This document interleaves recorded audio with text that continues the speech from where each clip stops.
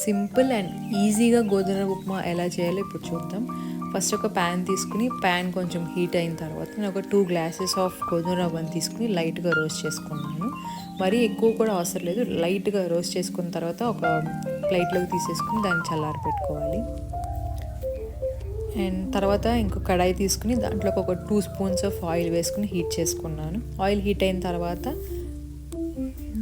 ఆవాలు, పచ్చిశనగపప్పు, మినప్పప్పు కొద్దిగా తీసుకున్నాను అండ్ కొంచెం కరివేపాకు కూడా తీసుకున్నాను. ఆవాలు చుట్టుపట్టమంటుండగానే మనం ఉల్లిపాయ, పచ్చిమిర్చి కట్ చేసుకున్నవి వేసేసుకుని కొంచెం లైట్గా పసుపు అది వేసుకొని ఫ్రై చేసుకోవాలి.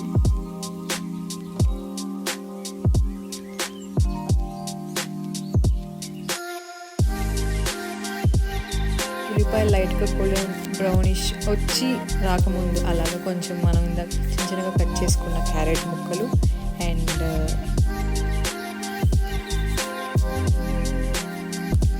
అలాగే చిన్న అల్లం ముక్కలు టేస్ట్కి అది మధ్యలో తగులుతూ ఉంటే బాగుంటుంది. సో ఇవన్నీ వేసుకుని మనం ఫ్రై చేసుకోవాలి.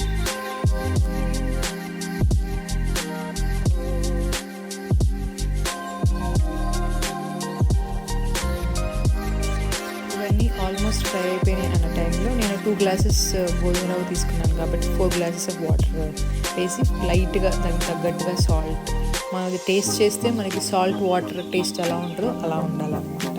అండ్ వాటర్ కొంచెం బాయిల్ అయిన తర్వాత గోధుమ రవ్వను వేసేసుకుని కలిపేసుకోవాలి.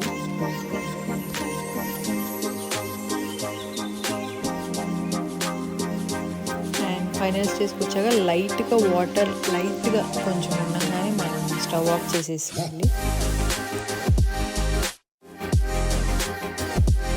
అంతే, గోధుమ ఉప్మా రెడీ.